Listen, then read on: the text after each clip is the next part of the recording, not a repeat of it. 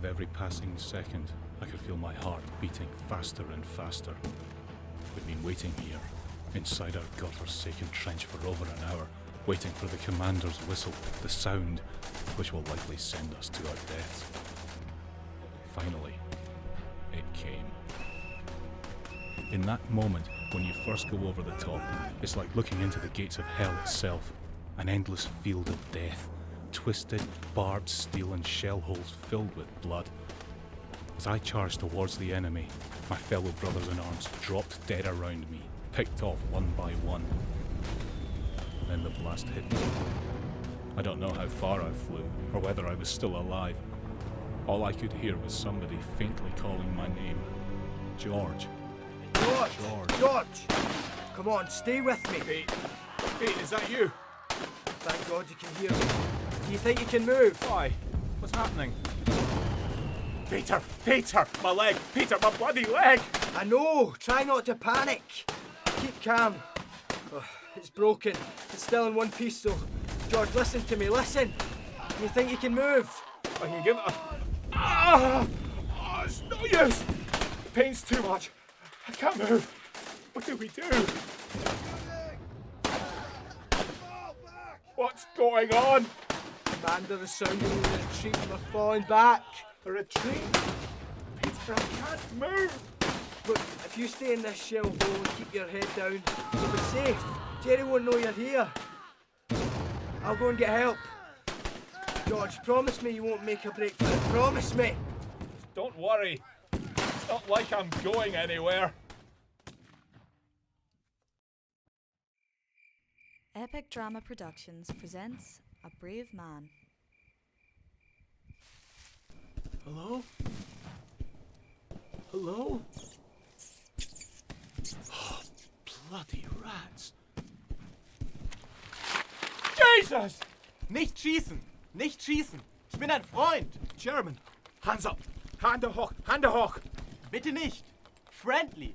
Friendly! You speak English. Put your hands up where I can see them. Please, put the gun down! I said put your hands up! Put the rifle down! I don't want to have to shoot you! Put it down. Put the gun down. We can sort something out. Put it down! No! Damn it!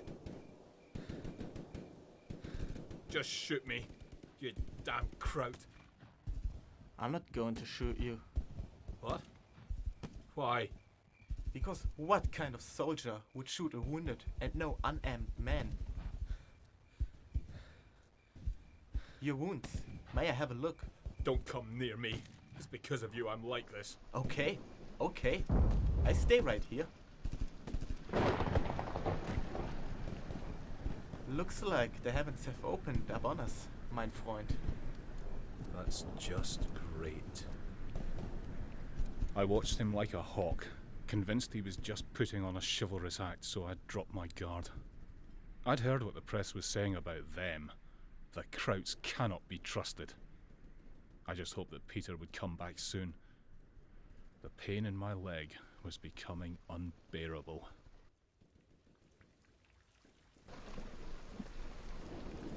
Guten Morgen, mein Freund. What happened? You just passed out. You're still here. I'm afraid so. I was hoping you'd gone. No, why would I do that? I've got myself some nice cover here. For the first time in hours, I've not been shot at. Of all the damn shell holes, why did you have to fall into mine? I was on a reconnaissance mission. I'm not interested in what you've got to say. Find yourself another damn shell hole. I don't like the situation any more than you. Seeing as we're both stuck in here, we might as well be civil. Zigarette? No.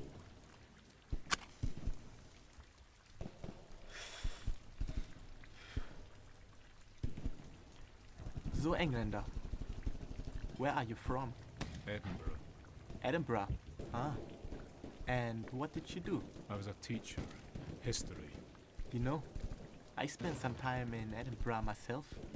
That's where I learned to speak English. Really? Is that so? Yes. I was studying medicine at the university before the war. I learned advanced English there also. You went to Edinburgh University? That's how I became a teacher. I found myself in a surreal situation. Must have been I was actually having a conversation with a type of man I'd been trained to kill. ungefähr 1912. His name was Jens Christiansen. One of our boys had shot him in the backside while he was on reconnaissance. Small world. It was a funny story, really. You know what? I think I will have that cigarette. It had been over a day since Pete had left to find help. The pain in my leg was beginning to ease, as long as I didn't move it. It was the thirst. The terrible thirst that had gripped me that affected me the most. And if Jens hadn't shared his tinned meat, I would have starved to death. Talking to him made me forget about the damn weather. What are you writing? I'm writing to my wife back home in Frankfurt. We've just had a son. He was born just after conscription started. Ilsa writes to me about him all the time. Here, I have a picture. Would you like to? Sure. He's got his father's eyes. Doesn't he just? Tell me, George, do you have any family of your own? My wife Caroline. We've been married for 4 years now, but we're yet to have any children. We'd hope to, that is, before this damn war. And you will, mein Freund. I find if you think about family, then it makes this war easier. Jens, just look around. Ah! Are you alright? I'm fine. Just got to remember not to move it. Jens, why didn't you kill me when you had the chance? My father told me, er muss ein tapferer Mann sein, seine Feinde zu bekämpfen, aber noch viel mutiger, ihnen zu vertrauen. What does that mean? Well, roughly translated, it takes a brave man to fight his enemies, but an even braver one to trust them. Your father sounds like a smart man. He was the smartest man I knew. Zigarette. Sure.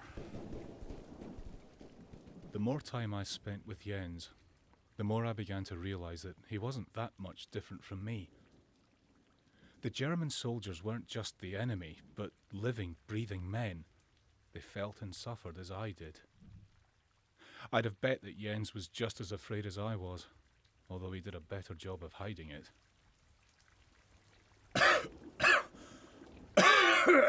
Are you okay, George? You're not looking so good. I'm okay. I'm fine. I just feel cold. Here, take my coat. You need it more than I.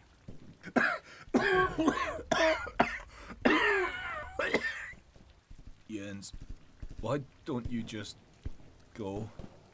You'll die if you stay here. I'll die if I go anywhere else.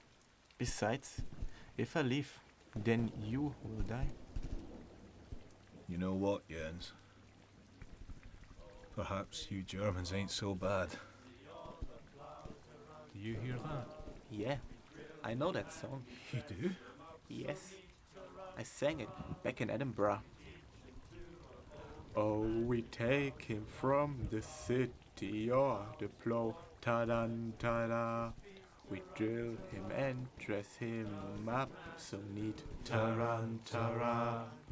We teach him to uphold his manly brow, ta-ran, ta-ra. George, George, wake up. What? It's Jens. Jens? You passed out again, and you're getting worse.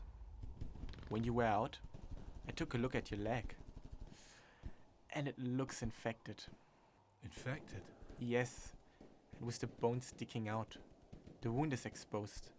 I have to try and move it back into place. Do what you have to. Okay. George, I'm not going to lie to you. This is really going to hurt. I mean really hurt. Here, bite down on this. Right. 1, 2, 3. Just a little more. There. Got it.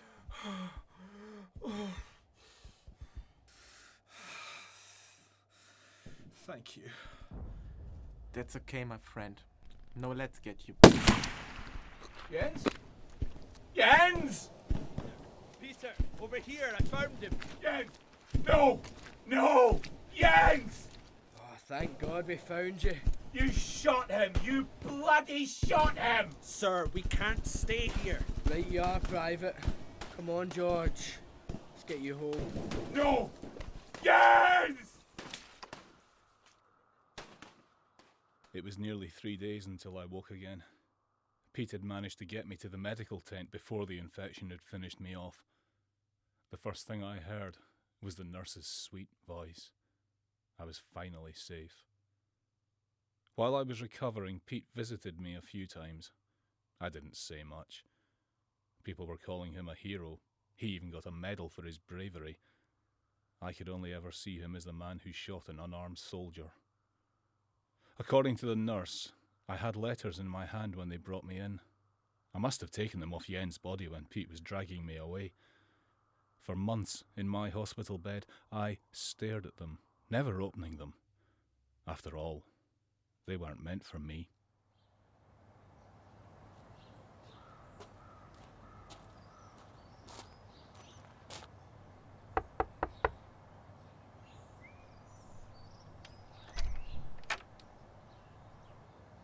Elsa. Ja? Elsa Christensen. Ja. Kann ich Ihnen helfen? Do you understand English? A little? That will make what I have to say a lot easier. My name is George Lassiter. I was a friend of your husband's. Jens. You knew my husband? Yes, I knew Jens. He was a great man. I'm sorry for your loss. Thank you. Look, I have some letters he wrote to you shortly before he died. It felt right to return them to you. Sorry it took so long.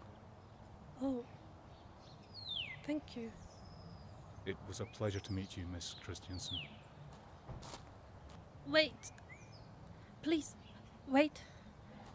I have one question.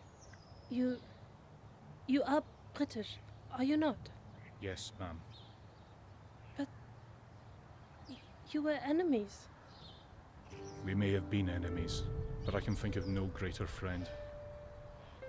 Goodbye, ma'am. Once again, it was a pleasure to finally meet you. A Brave Man was written by C.C. Brown and J.R. Simon. Created and produced by James Barr, Sarah Coughey, Mike Smith and Emma Quinn. Starring John Ritchie as George and Carl Joris Plume as Jens. Featuring Alan Cairncross and Fanny Schmidt. With special thanks to Susie Angus, Michael MacDonald and Tim Thorncroft.